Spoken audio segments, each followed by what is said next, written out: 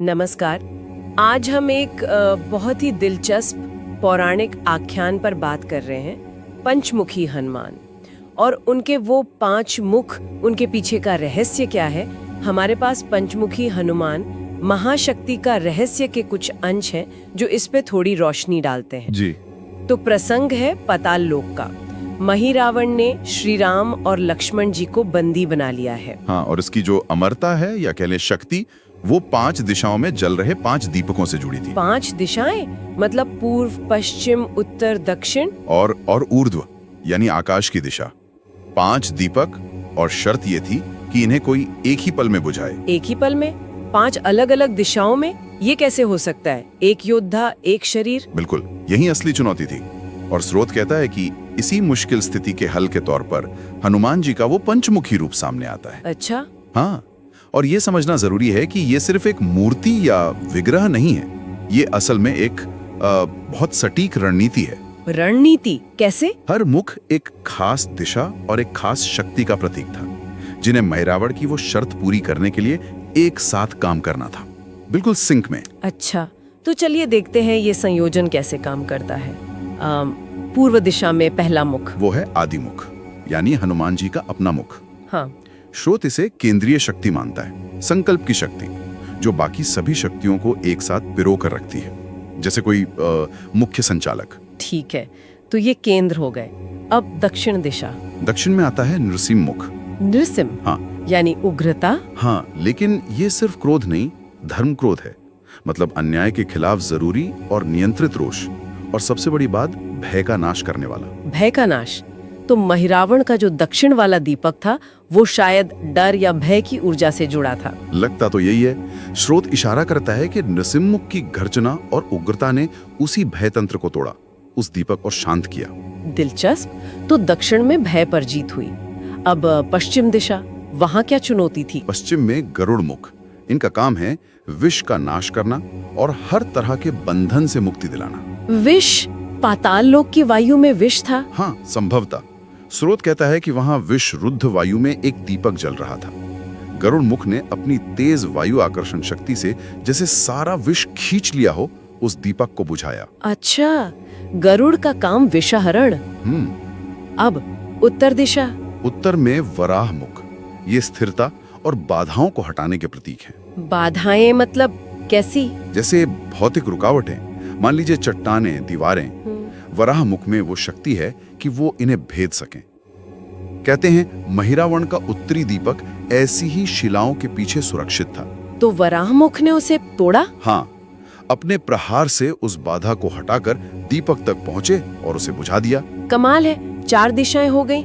अब 5वीं ऊर्ध्व दिशा, आकाश में वो दीपक कैसे सुरक्षित था? वो मंत्रों के जाल से बंधा था, एक तरह का मैजिकल प्रोटेक्शन। तो उसे कैसे भेदा? यहाँ काम आया हयग्रीव मुख, ज्ञान और शब्द शक्ति के देवता। हयग्रीव जी, ज्ञान के देवता। जी। स्रोत ये बताता है कि उन्होंने कोई सामान्य फूंक नहीं मारी, बल्कि नादघात किया। नादघात मतलब ध्वनि का प्रहार। बिल्कुल।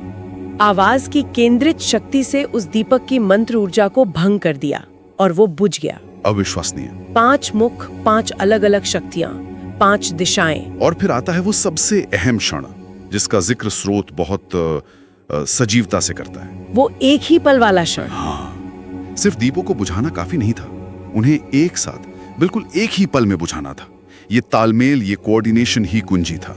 मैं कल्पना करने की कोशिश कर रही हूँ। एक ही पल में दक्षिण में नृसिंह की दहाड़ गूंजी, पश्चिम से गरुड़ ने विश्ववायु खींची, उत्तर में वराह ने धरती पर प्रहार किया, आकाश में हयग्रीव का नादघात हुआ, और ठीक उसी क्षण केंद्र में स्थित आदिमुख हनुमान ने पूर्व के दीपक को अपने संकल्पित उच्छ्वास से बुझाया। बिल्कुल, सब कुछ एक साथ, एक लय में। स्रोत कहता है इसी समन्वय ने महिरावण की एक साथ वाली शर्त पूरी की, और उसका वो अभेद कवच टूट गया। हाँ, तो ये महज 5 अलग अलग शक्तियों का जोड़ नहीं था, ये उनका एकीकरण था, एक गुणात्मक बदलाव। 5 विशिष्ट ऊर्जाएं जब एक साथ आईं, तो वो कुछ ऐसा कर पाईं जो अलग अलग रहकर संभव ही नहीं था। तो ये सिर्फ चमत्कार नहीं, बल्कि एक सुनियोजित रणनीति और संपूर्ण एकीकरण का प्रतीक है। सही कहा, भक्ति, बल, बुद्धि, स्थिरता, विषनाशक क्षमता सब एक दृढ़ संकल्प के तहत काम कर रहे थे। तो संक्षेप में कहें तो पंचमुखी हनुमान का रहस्य यही है कि अलग अलग चुनौतियों से निपटने के लिए विभिन्न क्षमताओं को एक लक्ष्य के साथ एकीकृत करना। हाँ, और स्रोत में एक पारंपरिक मान्यता का भी जिक्र है। कहते हैं कि इस घटना के बाद देवी काली ने वरदान दिया था। वरदान? कैसा वरदान? कि जो भी पंचमुखी हनुमान का स्मरण करेगा उस पर माया, भय, बंधन या अज्ञान ये सब प्रभावी नहीं होंगे। अच्छा, शायद इसीलिए पारंपरिक तौर पर इनकी पूजा को कई तरह की बाधाओं में एक रक्षा कवच जैसा माना जाता है, जैसे कोई नकारात्मक ऊर्जा हो या मानसिक उलझने। हाँ, ऐसा माना जाता है। स्रोत में इसे याद रखने का एक सरल तरीका भी दिया है, जैसे इच्छा शक्ति या संकल्प के लिए हनुमान जी का ध्यान, पूर्वमुख, भय से मुक्ति के लिए नृसिंह दक्षिण, नकारात्मकता या किसी तरह के विषैले प्रभाव से बचाव के लिए गरुड़ पश्चिम, रुकावटें हटाने के लिए वराह उत्तर, और ज्ञान, विद्या या वाणी में स्पष्टता के लिए हयग्रीव ऊर्ध्व।